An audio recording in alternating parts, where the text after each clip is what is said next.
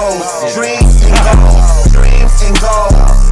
Get results. Hey, what's going on, everyone? Dustin Gutkowski here with the DG Show, and we're going to blow your mind today, no pun intended. We got Brent Webb here. Brent, welcome to the show, man. How are you? I'm great. Thanks for having me. Absolutely. So tell us, man, there's some topics I want to touch on, and but tell everyone out there, what do you do specifically, if you can? I know you're doing a lot of things, but kind of your main thing. Well, I work with the mind. I mean, but I do shows. I've been an entertainer for 30 years. I work as a mentalist. So I go all over the world. I open for celebrities, work on cruise ships. And it was great until, 10 years ago, I started realizing, really, I've been working on the mind all my life, and it's really been helping me. And I thought this could really be used to everyone else, because we're going through our lives and we're locked inside our minds. We don't realize we've trapped ourselves.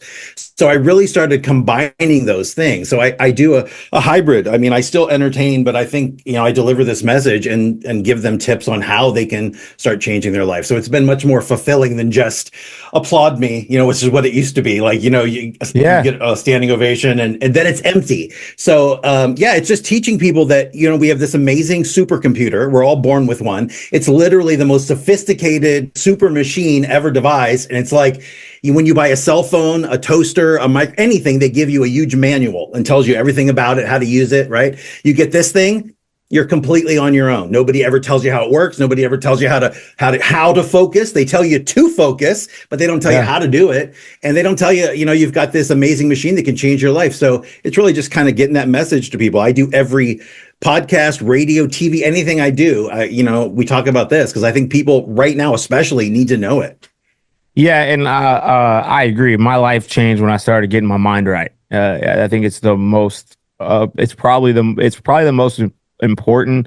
It's a skill, right? It's an ability, and it's probably one of the most important. But I also say the most underutilized, right? It's, to me, it's the mental warfare, the mental stamina, the mental fortitude, whatever you want to say, is literally the most important thing you'll do. I mean, we're blessed. We have $100+ million company. And I tell people, look, man, I've just outlasted all the bullshit. All this, it's how much can you take? How much can you continue to do? And how much can you push through? Because, man, the mind's a crazy thing. And it's really wild, because you truly can believe anything that's put in front of you.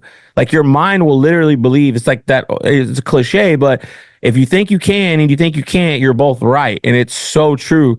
And so, obviously there's probably a million things people could do, but like with that, like how do people struggle with that, especially in today's day and age? Right? I think COVID messed up a lot of people, right? And more mentally than anything else. I don't even think it was I think most of the medical conditions probably had more to do with the mind, right? It just, people got blown off. Like, what are some things people can do to work on in this day and age to really, help with the mind, to push to that other side? Well, I think one of the things you need to figure out first, though, you have to know why it's like that, because, just trying to fix it, that's what everyone's doing. They're trying to tell you, how to put a Band-Aid on a gunshot, and it's never going to work. It's like, you got to know why you're thinking like that. And so I always tell people, look, just imagine the first 9 years of your life. It's like you've got a digital recorder in your mind. It's recording everything, like everything you don't like, the things that hurt you, the things that make you mad. And for 9 years, it's recording everything. Then it clicks off, and for the rest of your life, that's the tape that's running in your mind. When you're on autopilot, which is 90% of the day, the tape that's running in your mind is the one that was created when you were a kid. So whatever was going on in your childhood during those first 9 years, it completely shapes you. Because when we're kids, everything's amazing, right? We go out, we pretend to be superheroes and firefighters and whatever. Then you go to school, and then your parents start it's programming, because it's like, it's our religion, it's our likes, our dislikes. Boys do this, girls do that. You go to school, they teach you this, and then it becomes programming. So now as adults, it's up to us to figure out what's going on. And we were kids then, right? It wasn't our fault. But now we're adults, and we're still living in that same programming. So what I tell people is, I always teach the ABCs of mind power, the 3 things. But the easiest thing to do, and it sounds crazy, trust me, I know, but it's, you name the voice in your head. And I'll tell you why. We all have a voice in our head. I call it the bitchy roommate. You have a voice that talks in there, right? That tells you you can't do this or you shouldn't do that, right? And what this voice is, it's not the voice of God. It's not the voice of the future. It's not some thing that we need to respect. It's just the past. It's a mechanism. It's there to it creates, it's looking at reality, right? And it's only filtering it through the past. I mean, that's the only information you have inside you is all the things you've been through. So when you look at reality, you look at it through the lens of the past.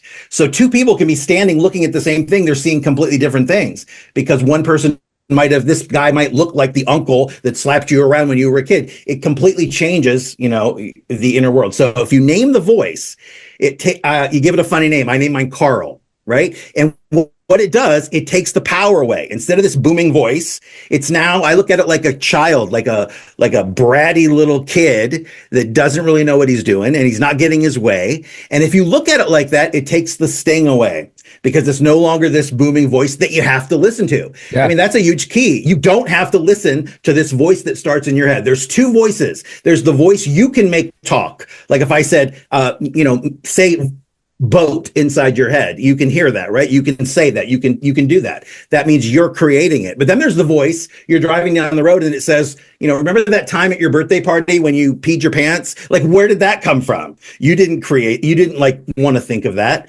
It's because we store all these things that happen to us inside us, like things that we like, things that we don't like. Instead of getting rid of them, it's like we keep them, like an episode of Hoarders. And every time anything triggers us, it all comes flooding back. And what you said before is the absolute truth. Your mind doesn't know whether it's happening now or happening in the past. If it's really happening or happening in your mind operates, it feels everything exactly the same. That's why, like, when I go and the Cleveland Browns hire me and I do motivational speaking, but they use sports psychologist, which is just somebody who teaches them how to play the game in their mind. And because you can improve just doing it mentally because your mind doesn't know the difference. If you're doing it, in your mind or you're doing it for real. So by naming the voice, it takes the power away. And so what I tell people is you name it and then get some Post-it notes, write the name of the voice on the Post-it notes, put them all around the house, in the car, at the office, whatever. And now for a week, it's your trigger. Anytime you're doing anything and you see that Post-it note, you see the name, it's your trigger to stop what's on my mind right now, right? Carry a little pad and a pen, write it down. That's all you got to do. Don't judge it. Don't get sucked into the thought. Don't do anything with it except what is it I'm thinking right now? Because you'll get the trail end of whatever your subconscious is thinking. If you do that and stop, you'll get the end of it. Just write it down. I got it's real. I have an alter ego, and it's just the voice of that. Like it's there. It is true. It's like I use me as an example. Sorry to cut you off, but it's all right. What you're saying is, I grew up. I was homeless at 14. Right, grew up tough childhood. Drug addict, drunk parents, don't know my real dad. It was a stepfather, abuse, all that stuff. So that's what and you don't realize how long it takes you to get out of that, because in your mind, look, to me, there's no right or wrong. It's just in thinking so people establish right or wrong, right? Like it's actually not like to you, it could be right. And that's where people go, well, you're wrong. It's like, but I'm really not.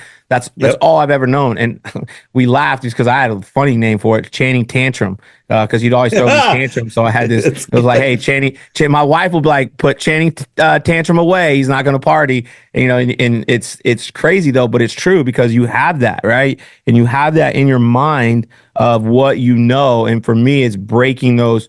It's breaking that, and it is talking to yourself. Like to me, the number one question people can't answer is, what do you want?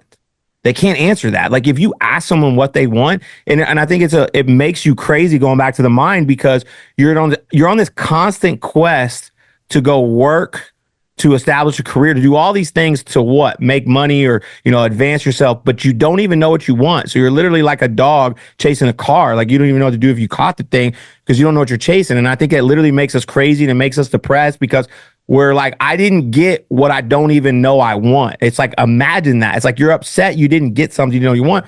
And I think the other thing is the mind is like, we don't talk to ourselves. And I do it a lot of like, who am I? And what do I want? Because I don't know what I want if I don't know who I am. And I say this, it's like I'm on this constant quest every single day, just today, to be, I want to be better than the Dustin of yesterday, but I'm chasing the Dustin of tomorrow. And I'm talking to myself about it. Like, man, what does this guy look like? Like you said, walking through it, like, what does Dustin look like in 3 years, 5 years?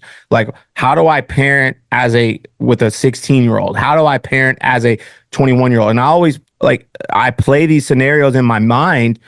And so when they arise, I've already walked through 2 or 3 different things. What I do, I always use even with my kids, my oldest is 7, but I literally think of one day he's going to be 21 years old and he's going to go out drinking with his friends.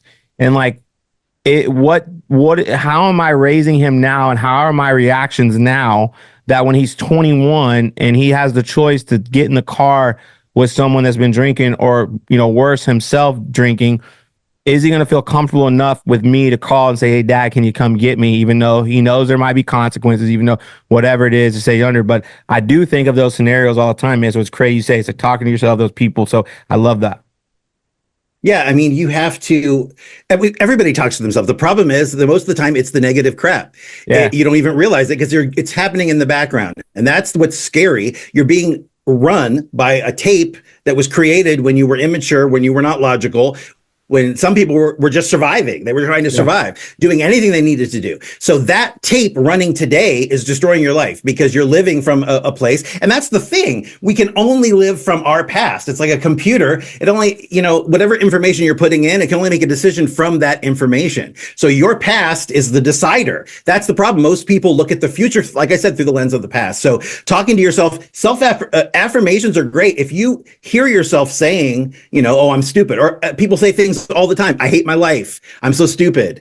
I don't know why. My mom always says, I don't know why I'm going to the casino. I never win. It's like, yeah, why are you going? Because I mean, some people, that's all they know is that negative self-talk. And it really does. I mean, they talk about the law of attraction and all of these things. It's your mind. You can name it whatever you want. You have this amazing device that can connect to universal consciousness and do amazing things. And you literally use it. It's like having this device and you're using it for a tip calculator. You're not using it for anything except for, the very basic, because everybody cares about the outer world. It's like they think the new car is going to make me happy. The new job's going to make me happy. The guy, the girl, the smaller butt, the nose job, whatever is going to make me happy. And what happens is you chase happiness and it never is where you are because it's now ahead of you.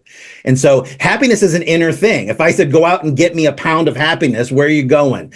Where are you going to buy confidence? Where are you going to get courage? Those are all inner things, but we look for them out there, for somebody else to give it to us or to somehow earn it when it's actually something you have to grant yourself. And then the outer world changes. I mean, we've got these two worlds going on. We're in an inner world, right? Where right now you and I are talking. Well, you're in two worlds. You're in the world where you and I are talking to each other, but you have an inner world going. So if I start boring you, you can be going, okay, what am I going to have for lunch today? You can be doing something completely different in your mind. You could be on vacation from last year or ahead in the future, right? So you have an inner and an outer, and everyone thinks the outer is primary. It's the important one, and the inner doesn't really matter, and it's completely backwards. It's the inner world that matters. The outer world will change when you start, getting control of your thoughts, starting believing in yourself. I mean, all of that those are all inner things. So when you believe that you deserve them, that's most people's problem. They don't believe they deserve what they want. And what you said about goals is absolutely true. They will say, I want to be rich. I want to be famous. I want to be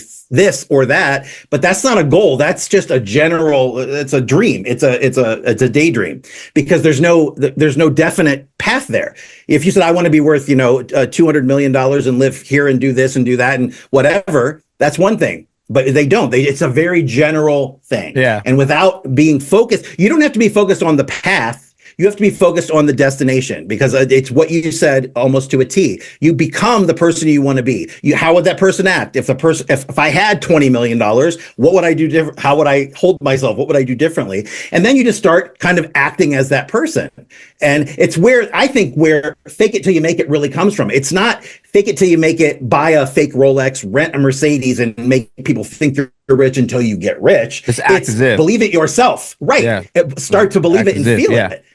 Everything comes from that. I have this, I really believe I chased success my entire life, right? And happiness until I realized happiness is a feeling, not a destination, right? And it came from being grateful for what I have. I was chasing these demons. I feel like, look, the you run from these demons because you're scared to face them, but they never really go away, right? Like to me, your trauma, like I've been through some trauma, some crazy shit, and it allows me. It's like really funny. I used to not be able. It's not funny, but I used to not be able to talk about it, right? Because it would quote unquote trigger me and anxiety and all these things. And I'm like, someone that suffered from extreme anxiety, it's all bullshit, right? It's all feeling. Everything we have that we claim is a clinical disease is a feeling. Like anxiety is a feeling, and the reason why is like when I'm scared of heights, right? So when you put me on a roller coaster, I get afraid and I start getting really anxious, but my buddy next to me is ready to rock and roll. So I'm like, okay, it's a feeling, no different than, for like in our company, when the pressure mounts,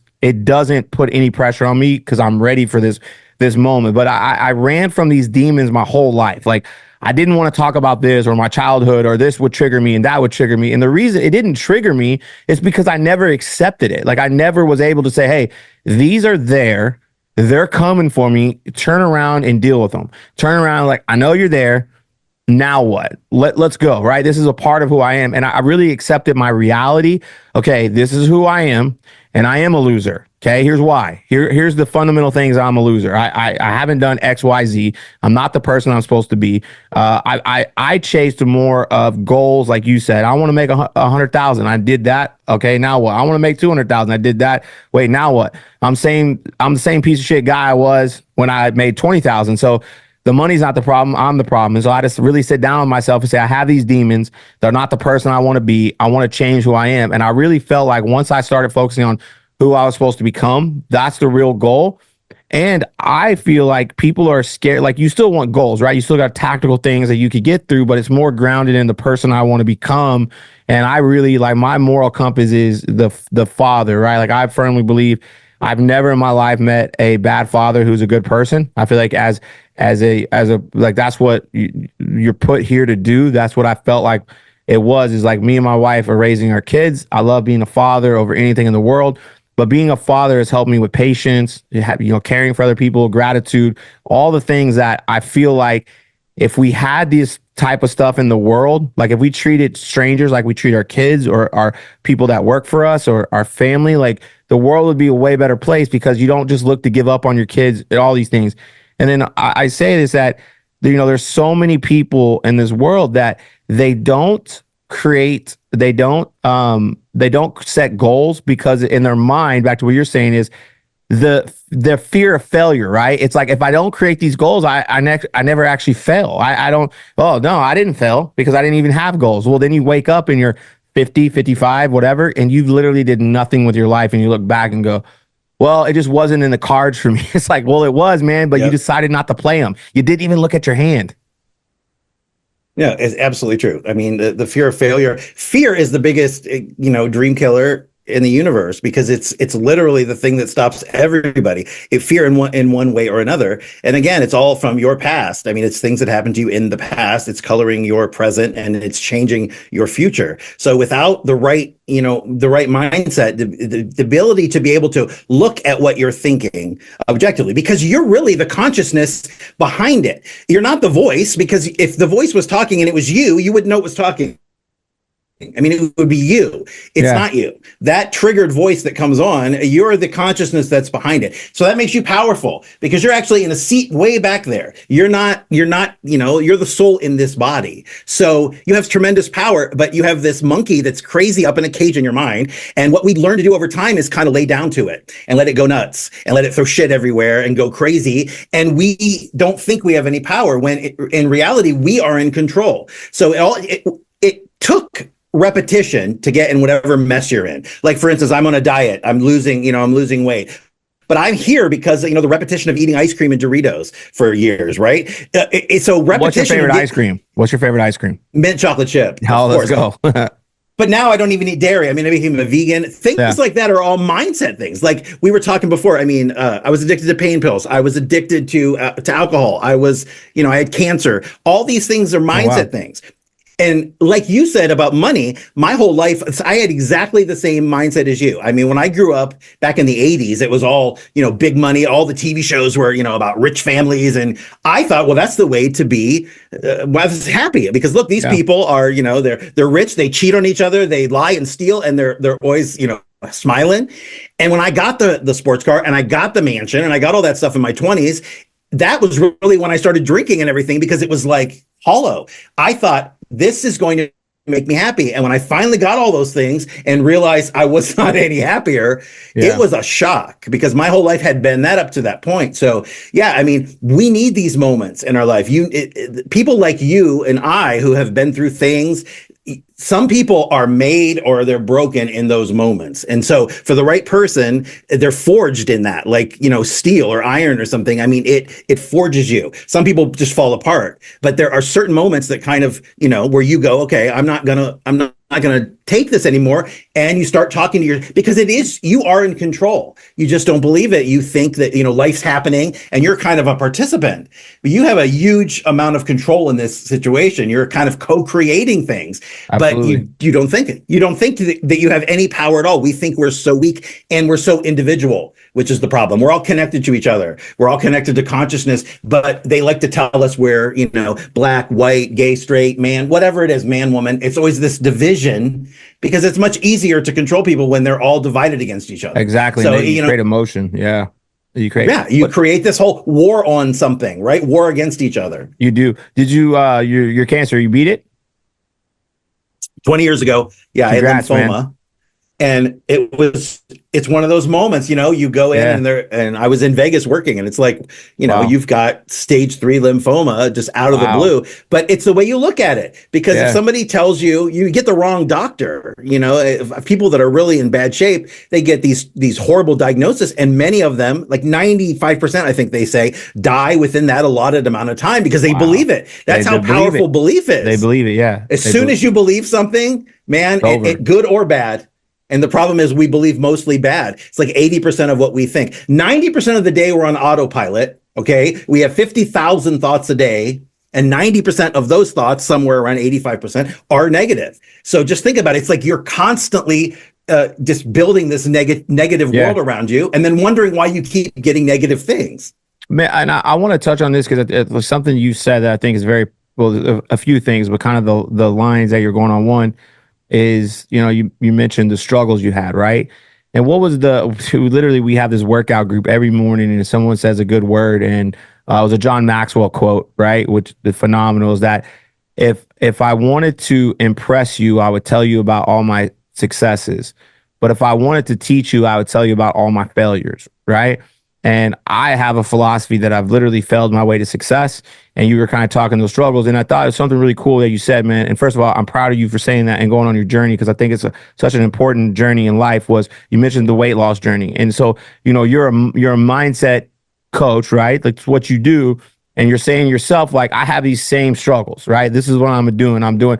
What prompted you to do this weight loss journey? Where did you come up with it? Because I think that's cool. It's kind of like the Wizard of Oz, like pull behind the curtain, right? Here I am in a vulnerable moment saying, hey, although I teach you to do some of these things, hey, here's what I struggle with. I'm in this with you. If you could kind of touch on that, because I think that's really cool, man.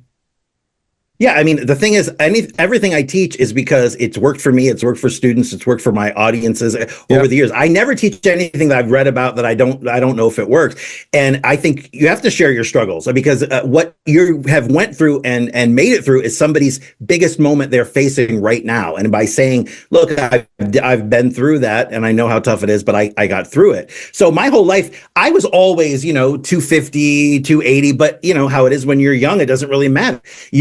I still went all over the world. I still toured. I still felt great. But as I got older, I'm in my late 40s. It's like, it's harder to get, I feel stiff in the morning. So it was just that. It wasn't, like you said, it wasn't this moment where I woke up, with my head down in a plate of pasta going, oh my God, what happened to me? It was just like, okay, I finally realized the scale in my mind, I think we all have one for everything we do.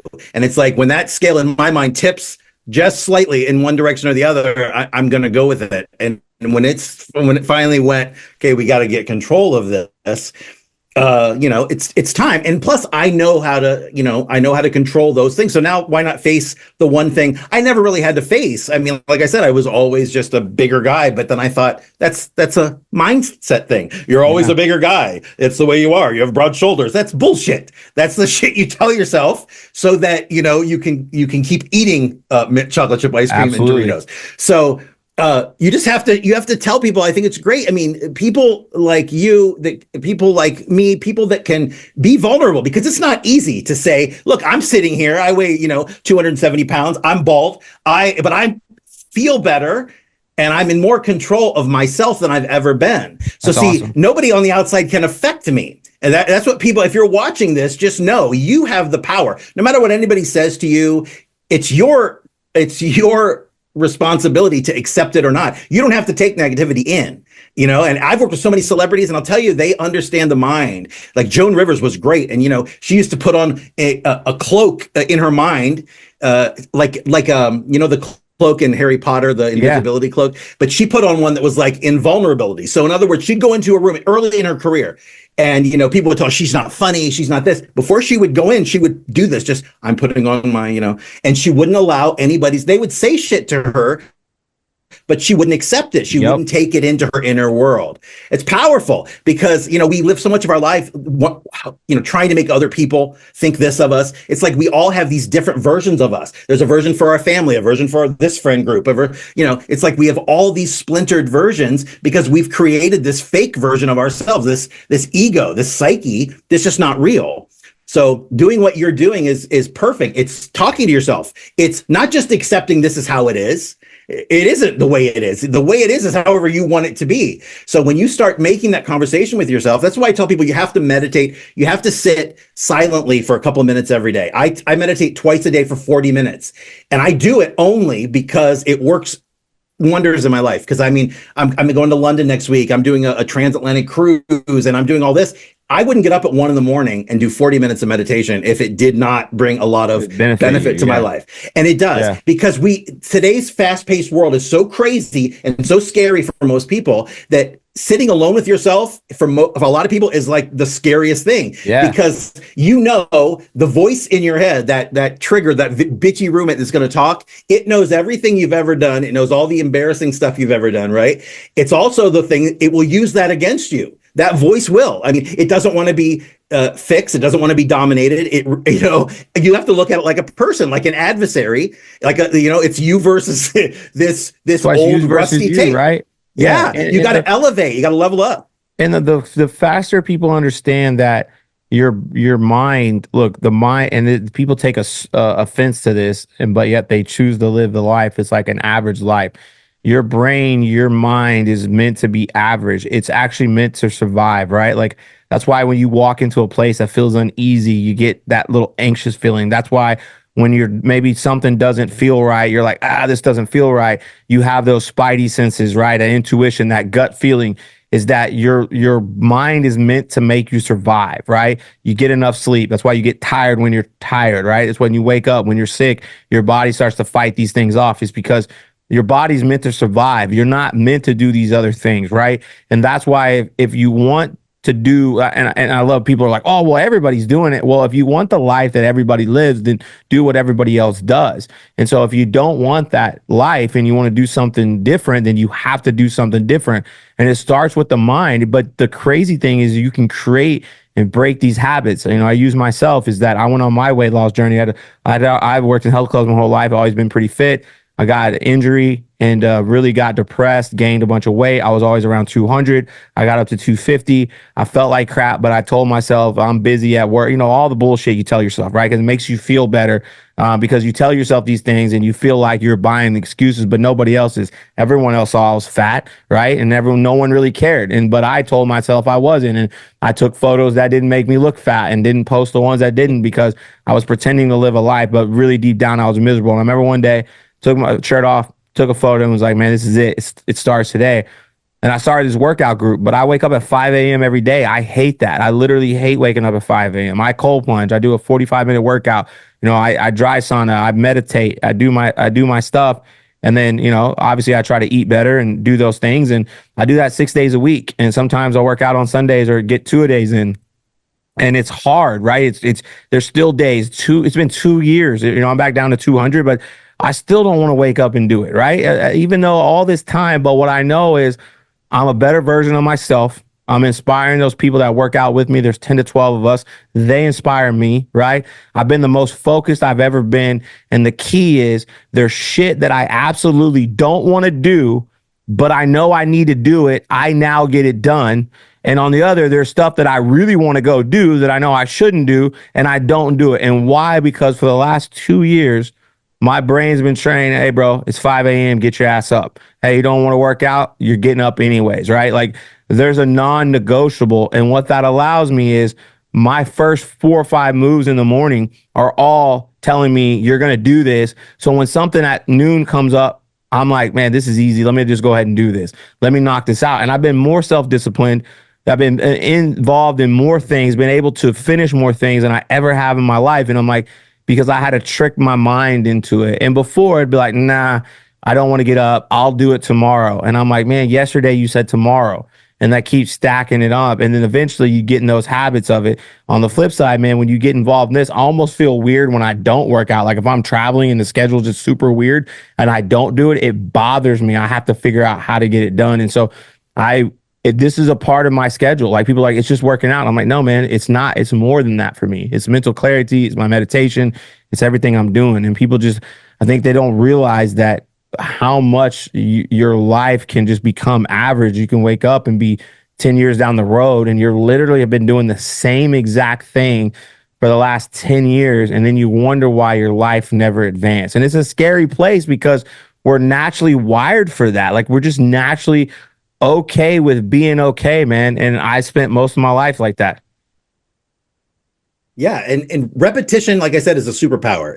Repetition is what gets you into whatever mess you're in. It also gets you out. Everybody wants the magic pill, though. It takes repetition of the same things because you start. It's like we're a record, like the old records that the grooves. I mean, you fall into these patterns as soon as you start, doing things differently. Even getting up in the morning on the different side of the bed, or brushing your teeth after you do this, or you change your pattern. If you drive to work the same way every day, just change it up, because that's one of the reasons you go on autopilot is because your life is on autopilot. You wake up. I mean, how many of you can remember what you did in the shower today, what you thought, because your mind, you don't think about cleaning your body. Your mind is telling you all the stuff you need to do. And that's the problem. That is why we live in the past, because it's literally before you go to bed at night, most people are thinking about all the crap from the day that was just, all the stress and the anxiety. They think about all the stuff they got to do tomorrow. Then they go to sleep and they marinate for 8 hours on that, because your subconscious is working on whatever you put in it at the end. That's why you try to be positive. You think about what you want. You see your end game. You don't go to bed thinking about all the problems from today, because when you wake up tomorrow, it's still today. I mean, you're living the past over and over and over. You are literally recreating the same circumstances, moving in the same direction, doing everything the same, and then wondering in 10 years, like you said, how you got there. You got yourself there. And no matter what we've been through in our life, you have to come to the point where you say, look, I'm an adult, and I have to take responsibility for what is going on up there. And whoever did it to me, I've had people that say, and they'll tell me all about their mother and all about their father and these things. And it's like, they can't talk about it. They can't look at pictures of them. The parent's been dead for 20 years. It's like, but not to you. Because when you do that, if you're thinking about your ex all the time, they're not your ex. If every time you see a red pickup that looks like their red pickup, all the feelings come rushing back and you get upset again, that's not your ex. That's somebody you are currently in a relationship with in your mind. Like, I don't want to see this person. And then you go to a party. Hey, are they here? Like, that's all you care about, right? And so it's the way you're looking at the perception of things. And like you said, a slight perception shift can change everything. Just the way you look at something can change everything about it. And most people, they write these things off. They write off the coincidence. They write off these synchronicities that are happening. Like they'll say, oh, that's nothing. That's a coincidence. Man, when synchronicities keep popping up, it's like the universe slapping you in the head and saying, pay attention to this. And if you don't, the slap's going to be harder next time. But most people don't. They just can't believe there's anything else than what they have, than what they're living in. And so their world is very small. And then that means their consciousness, they are connected to a very, very small, I mean, it's like, your human consciousness, it'd be like a light bulb. But when, the more awakened, the more you work on yourself, the bigger your consciousness grows. You connect to universal consciousness, that's incredible. But you can never do that if you've got a ping pong ball sized consciousness and you never do anything to expand it. Yeah. You're never going to learn new things. You are literally making all your decisions from things that happened to you in the past. And that's where most people are. Well, it's funny is what you're going to find what you're looking for. So whatever is in your head, you're going to find it, right? If you're negativity, you're going to find it. If it's positivity, and somebody that's like used to not be very mentally strong, I do. It's, no excuses. I let my past or the circumstance that came always make that victim mentality, right? And it lived in my head rent free. And so like now, it's like you said, my mind, hey man, like you're not getting in there. And like I can turn things off like that. That's how I am. It's like if you're involved in my life, I want you there. I don't need you there. Right. And, I ground myself in, my immediate family, my wife and my kids are my world. And those are the people that, what they think of me is what I base my life on. And then, I got a circle of 3 to 5 friends that if I ever have advice, I don't worry about what the outside world is. But if I ever think I have questions or I'm fucking up, I'm calling them because I know good, bad, and different. They're going to give me what I need to hear, not what I want to hear. And if they say something, I still might not agree with it, but I'm actually going to take a hard look at it. Right. And anybody else, I don't care. And I love because I laugh at people. I love to live in people's heads rent free. Like I love it. Like I'm like, if you're going to allow me to camp, I'm going to set a tent up. I'm going to camp. I'm going to bring a couple of my buddies because I'm like, if you're so mentally weak and all you're doing is thinking of me, I'm going to do everything in my power just to fuck with you if I don't like you, because it takes nothing for me, but one thing can just set it off. And I'm going, man, you're ruining your life because you're allowing someone or something to live in your head rent free. And it's so simple to get it out. Just stop and go, okay, I'm feeling this way. Why? Okay, this is why. Why am I angry at this person? Okay, and I always do this. Like I'll use the greatest example is, we have 176 employees. And, people leave, people come and they go. And that's an unfortunate side of being a business owner. You give, and you rarely get, right? You take the burden for what most people can't handle and you never get the credit. You typically only get the blame. And you could do everything in the world for someone, 100 things. And the one thing you do wrong, they hold your feet to the fire and they quit or they leave or whatever the case may be. So you have to be it's very mentally strong, right? And when you're dealing with that many personalities, that many people, and I'm okay with it. But look, every time someone leaves, it makes me feel some type of way, right? No matter what. And some people more than others, right? Because they've been here, whether it's a year, 2 years, 3 years, whatever the case may be. And I always take a step back and go, okay, why do I feel this way? Like Joe left. Why is it? Okay, here's why he said he left. And then I always go immediately before I blame them, I self-analyze. What are the 3 to 5 things I could have did better? Right? What if I look back non-emotionally, what are the 3 to 5 things that I could have did better? And every single person, like clockwork, even the ones that have stole, even ones that have done shady stuff, there's always 1 or 2 things, no matter what, that I could have did better as a leader to understand. And it gives me that self of I take ownership of it. And then therefore the accountability is on me. And then there's nothing they can do to rattle me. Zero, because I know, man, if I had done these 1 or 2 things, maybe it would have been different. So even though he's an idiot, even though he's a drug addict, he's a drunk, or he's a thief, or whatever it is, it doesn't matter, man. It's on me. Like I could have been better in these moments. That maybe would have helped him. So it's 100% on me. And then people wonder why they have no power. It's because I just stop and take a moment and go, their decisions are a reflection of them, not me. And my decisions and my reactions are a reflection of me, not them. So if they go low, stay high. It doesn't mean it doesn't bother you. And it doesn't mean it doesn't hurt. It just means that, hey, man, 3 minutes of hurt.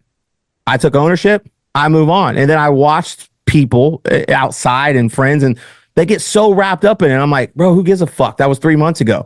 They're like, yeah, but you don't know what I did for him. I'm like, who cares? That's his loss, not yours.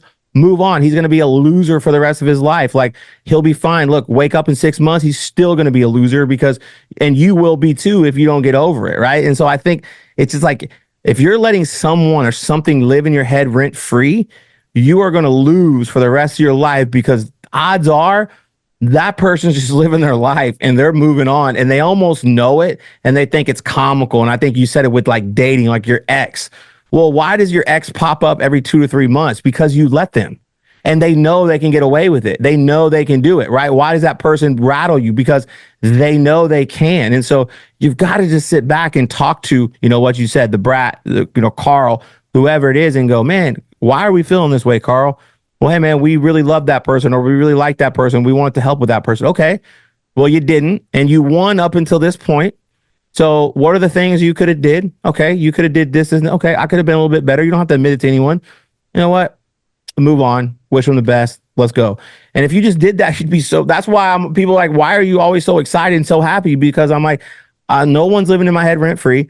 I'm not worried about what anyone else is doing. I have a select group of people that I care about what they think of me. And if I need advice, I go to them, nothing more, nothing less. And I have a fundamental rule. If you've never accomplished what I want to accomplish, I ain't listening to you. And if you're not living the life I want to live, I'm not listening to you. I'm not ever taking advice from someone, let alone criticism from someone that I would never take advice for. Like, no, like you're going to tell me what to do. And there's no way I would never do that. And so I think if you just stop taking all this advice and stuff from people on the internet and look, if you're struggling with something, get you a mental coach, right? People in baseball have a batting coach. People in football have a blocking and tackling coach, right? People have coaches, and find you one. And I don't know if you do one-on-one, but find you somebody one-on-one, find a group, right? Where you can work on these problems and talk through solutions. Cause I have a theory. I think therapy is a joke, because therapy, you bake in your problems and you don't offer solutions. You just constantly talk about them. And if you constantly talk about something, that's all you're going to be focused on. If you're always focused on something, that's all you're going to think about. If all you're thinking about, that's all you're going to see. Opposed to like what you're saying is, let's talk through solution-based things. Let's talk through why you're feeling this way and how we can move on. I just think if people did that stuff, man, their life would be so much better. Well, it's awareness. I mean, it's the first step in what I was saying. It's what you're doing by talking to yourself. What could I have done? That's awareness. You're bringing awareness to the situation. That's what 98% of the world is not doing. They're not aware of what's going on. And then they're living with the results of all of these things that they really don't know how it even happened. I mean, because they never look at the steps that got them into the situation that they're in, and they never take responsibility. I mean, personal ownership is huge, because at a certain point, like I said, you have to come to the realization that it's you. It's now you. So you can blame anybody you want from the past, but at this moment, you're holding on to that. And if somebody's living in, you say no one's living in your head rent free. Everybody else, they have thousands of people living in their head rent free usually.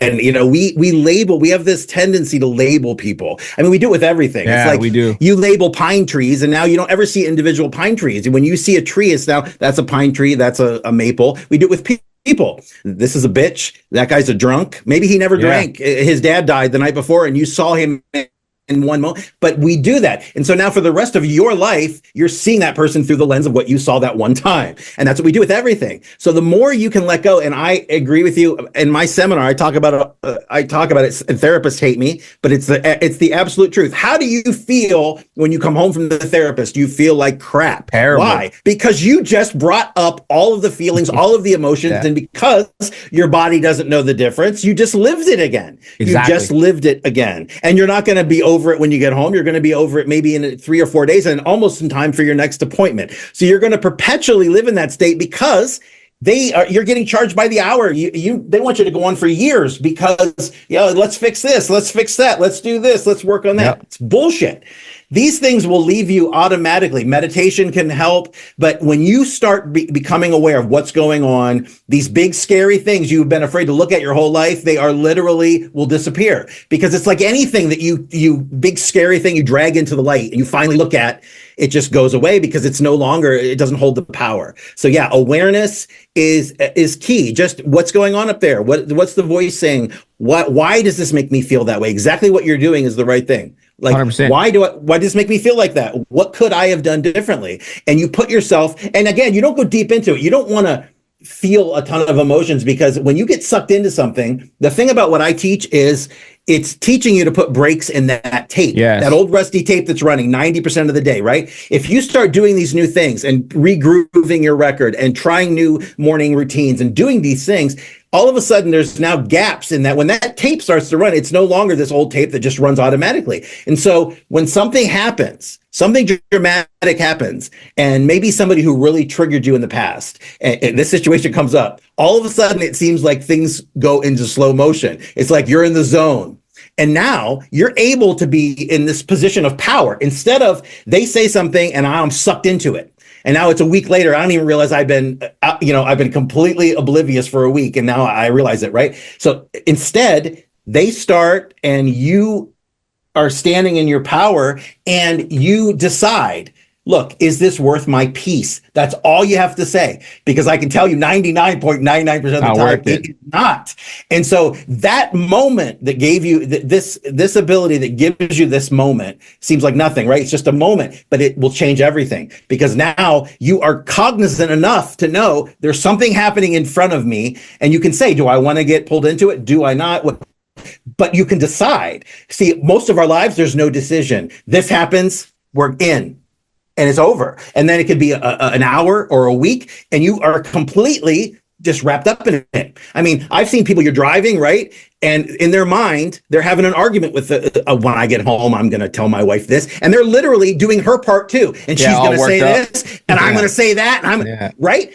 We just make up this crap. That's all it is. Like, we try to think what we're going to say in this situation. We waste so much time imagining these horrible things and what we don't want to happen. It's like, it's like the Buddha said, life is suffering. Life is not suffering because life is horrible. Life is suffering because you decide what you want. I want this. I don't want that. It has to be like this. It can't be like that. And when you start adding all of these likes and dislikes, think about what one person has. I dislike snakes. I like this. I don't like this. I like that. And so you've created this whole thing now. Can't be happy if you don't get this, right? You can only be happy if things line up in a certain way, which never is going to happen. But that's what we do. It's like we try to twist reality or twist the universe into doing what we need it to do to make us happy. That's 100%. What most people are doing. You're living your life pitted against the world. And you end up creating those losses. It was funny. I had a friend the other day. He was like, man, sometimes you're a pushover. Is that these people do things to you and you're just a pushover. You don't respond. And I said, hey, man, it's actually the opposite. I said, when someone starts pushing at me and it's not worth it, I just move out of the way and I let them keep pushing. And by the time they wake up and realize that I'm 3 miles ahead and they can't even see me anymore, because I'm not going to push back and waste my time, effort, and energy on something that is meaningless to me. And I said, look, I've learned something.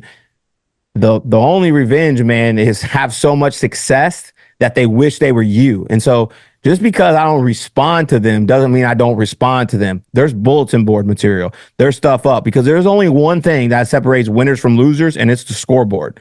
Because you could play a horrible game.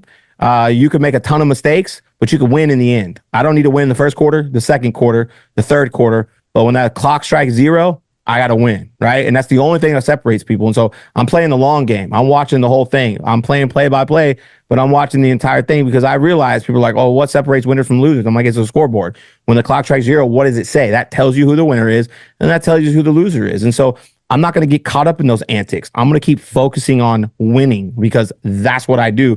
And so, people, it's just like this whole notion of what's your why? It's like you could have multiple whys. Why do you need just one? Because if you just have one, then you're stuck with one, right? Like for me, a big part of what I do is my wife and kids. It's a huge part of my why. It's just a large chunk of it. But my wife and kids are in a really, really good spot, right? We take our family vacations. We live in a nice home. We're not poor by any means. We live a really good life, and we're healthy. That means the world to me. How much more can I do for them, right? So it's a strong why that I keep working towards it. But I also have a why of when someone tries to come at us, I'm like, bulletin board material. Just remember the war you started, because if you knock on the devil's door long enough, someone like me answers eventually, right? And then I look at, hey, who's that 9th grade teacher that told me I was end up in prison or on the streets? Eat your words. All the kids I grew up with that were like, oh, you're a homeless poor kid. It took you 5 years to graduate high school, you bad shoes. Got you. And so I have multiple whys, or I have so many whys, and sometimes they change, right? Sometimes they're different, but they're all fundamentally, it's like you can't get caught up in that, right? You can't just get caught up in, hey, what's your why? You just need this why, and it's your North Star. It's like, why not have 8, right? So why not have multiple of them? And I know the last topic before we go, I know we're running a little bit on time, but is you mentioned something just huge, and I think this is, man, this is, to me, it's such a, I've watched so many people struggle with this, and we sell ourselves it's a disease. It's not, man. You getting cancer, that's a disease, right? Like that's terrible. The little girl that got diagnosed, man, that's a disease. You going to the liquor store and putting a bottle in your mouth is not a disease. That's a choice, right? But I watch so many people lose in life, lose their families, lose themselves, lose everything because of drugs and alcohol. And I know that's something you touch on. And myself, nothing bad happened. It was actually one of the funnest nights of my life. Went out, had a great time, drank, and then I just like woke up the next day and I said, I don't want to drink anymore because this isn't what I want Dustin to be like. This isn't like a billionaire CEO. It's probably not getting hammered on the weekends, right? And I don't want to be that. And it changed my life. It changed my relationship with my wife, my kids. And I was drinking probably once every 2 or 3 months. It wasn't anything crazy. I had slowly started to stop off. And but then I just said, man, I don't want to do this anymore. And it's been a few years. I don't know the date. I don't count the days, but I just remember the event, and it was a little over 2 years ago. And it changed my life, my mental clarity, my focus, just everything you could imagine. What I realized was it wasn't the Saturday night I drank. It was the Thursday or Friday, 4 or 5 days later, you still weren't operating at full, mental capacity. And so for you, man, how do you help people work through those things? Because it is a touchy subject, because everybody says, I don't have a problem. I only drink 2 glasses a night. Well, you're not operating 100%. Well, I don't drink. I only drink on the weekends. You're not doing, like, you are not 100% focused if you have any alcohol whatsoever. I'm 100% convinced of that because I lived it. But how do you help people get that? Well, I think the first thing you have to do is you have to realize that you're drinking, you're doing drugs, you're doing it to mask something. And people can argue and say that they're not, but you are. It's a mask. It can be something from childhood. It can be something from yesterday, but there is a mechanism, and there's a reason that you're doing it. So if you can get to again, you don't have to apply all of these bandages to something. Instead of, why not just, it's like I've got a thorn in my arm, right? And it's really painful. So now I have to live my entire life without getting this thorn touch. And I have to wear clothes that are specific for this. And I have to have a mechanism that I wear, right? So I can hug somebody. When the answer is pull the thorn out. That's really the problem here. We have all of these thorns, all of these things. And we know those people, right? When they say, don't go there with me, that means you're getting very close to a thorn, right? Yes. Or when they say, you can't talk about that with your father, there's a thorn, right? Those are red flags. Those are gifts. When that kind of thing pops up, when you're driving, something pops up, there's a reason. It's like all of these things life is meant to be transient. We're all energy. Thoughts are energy. Life is energy. I mean, if you look at anything through a microscope, you're going to see it's not solid. It's just vibrating patterns of energy. So everything is supposed to come through us. We experience life. We're in this, we're on a planet hurtling through outer space. We're alive at a time when we can do anything, be anywhere, go anywhere. It's the most amazing thing ever. And we are worried about what Mary thinks of our dress and what the neighbors are going to think of our car. That's that's the problem. So it's like when you just bring a little shift in, like people will say, it's hot and I'm miserable. It's so hot today. I'm so miserable. It's like, why is it hot? It's hot because, 93 million miles away, there's a star that's so hot that you can literally feel the heat from it. And that's amazing, right? You look at things differently. Instead of God hates me because it's raining on my birthday and I can't go on my picnic, right? And people say that God hates me. Yeah. Why I can't believe God's out to get me. I was so good this week. Like that has something to do with, screw your picnic, Bob. Right. It's like, it's billions and billions of years to get to where we are, right? And do you think of the zillions of things that had to happen exactly to get you here? Like your great-great-grandmother had to meet everything had to be perfect, right? And the moment is now here in front of us. And what do? I don't like this. I don't want this. I want this. I don't want that. It's like literally you had nothing to do with this, but every one of us think it has to do with just us. Like this is all about us. And so as soon as you disconnect, what you're doing is so right, because you're just questioning yourself. You're talking to yourself. That's all people have to do, because alcohol, drugs, all of that, those crutches. I mean, people who drink socially, whatever, I'm not going to argue. I think just like you, alcohol's poison. And if you have that in your system, it doesn't just last for 5 hours. It lasts into the week. You're waking up with it. You're smelling it on your coming out of your pores. Yes. Your body's literally detoxing from it. So it definitely is going to help you to not drink. But if you're somebody who drinks, okay, I have a glass of wine at a party every week or once a month or whatever, if that's what you have to do, fine. But if you're somebody that anything you need is a problem that you really need, because if you look at something and it doesn't matter what, good or bad. I mean, when that thing disappears from your life, you're going to be, if you put all of your everything into one person, into one relationship, into anything, and that goes away, it's crushing. You have to start building yourself, rebuilding what you've built. And so it's making you stronger. It's giving you time to deal with problems, dealing with them from the right way, looking at maybe your part in them. So all of that gets you to be a version of yourself. There's no competition, because what you said is so right too. It's like everybody is worried about what this guy's doing. Okay. You're running a race. And so if you're constantly looking at this guy, what he's doing and over here and worried about them, you're not giving your race the best run. Yeah, you're not running your race. So competition is ridiculous anyway, because every person who has ever been or ever will be has experienced a different life, because no two people, I don't care if they were twin brothers, have the same memories, the same past, the same feelings, the same emotions. You don't. So two people can never really be, because they're not equal. One guy may have skills, one doesn't have, but they're all, it's an unequal game. So by not being equal, competition really doesn't exist. It's really you versus you. It's you versus the next version of you. And if every day you make it a little better, you do a little thing, okay, what's on my mind today? If you're better today, and it's only slight, who cares? You are winning. You're actually a success. Success isn't making it there. Like you said, that's, the journey is it. So success is not going to, all of a sudden I'm a success because I've made whatever, $1 million. That's bullshit. The journey is where the success is, because otherwise you're putting off happiness. Like I said, you're putting off these feelings until I don't, I won't deserve these feelings until I get these things. It's the wrong way to look at it. And the more you do what we talked about here, the more things you're going to get, because you're grateful, you're happy, you're giving back to other people, you're talking. Most people talk to people and they just listen. They listen for what they're going to say. They don't listen to what you're saying. They're listening to you in their mind going, okay, I'm going to say, I don't believe in that. They're literally, that's what most people do. So when you start getting control of yourself, everything changes. And that's how we change the world, because it's not by forcibly changing someone or trying to go to war. It's like you change yourself.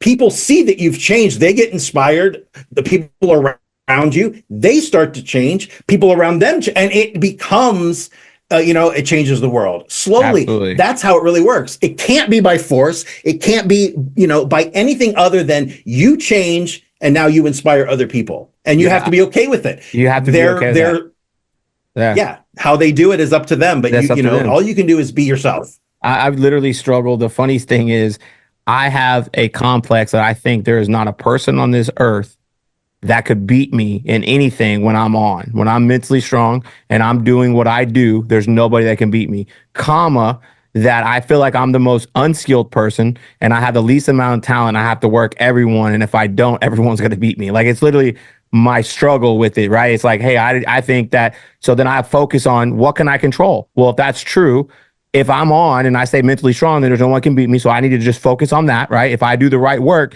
doesn't matter what they do. And then on the flip side is, if I really do think that everyone is better than me, then I have to constantly work harder and work on myself more so I can be better. And it's just what keeps me grounded. So before we go, first of all, I appreciate it. I talk about this all day. This is like, I love this stuff because I think it's such an unutilized skill set. And it's just something that you if you focus on, it'll help all these other problems go away. You'll realize how many other problems in your life don't exist if you get your mind right. They're all made up. It's like the monster under the bed is the best way I describe it. Your mind is literally the monster under the bed as a kid. You look under there, there's nothing there. When you actually pull back the curtain, you're like, what the hell was I scared about, right? how do people get a hold of you, and what can they do to reach out to you to go in, maybe more in depth? Because look, I'm open and honest, you're open and honest, but a lot of people unfortunately do have those insecurities, right? And so they don't want to just say it on a podcast. They don't want to just post it on social media. They're more private. So how can people get a hold of you if they do have any questions or maybe want to explore this more? The best way, my website is brentwebb.com, BRENTWEBB.com. And everything you need, there's tons of free resources. I always tell people, you don't have to buy a course. You don't have to go to India and meditate in a cave. You know, what you need is inside you. You just need to learn how to unlock it.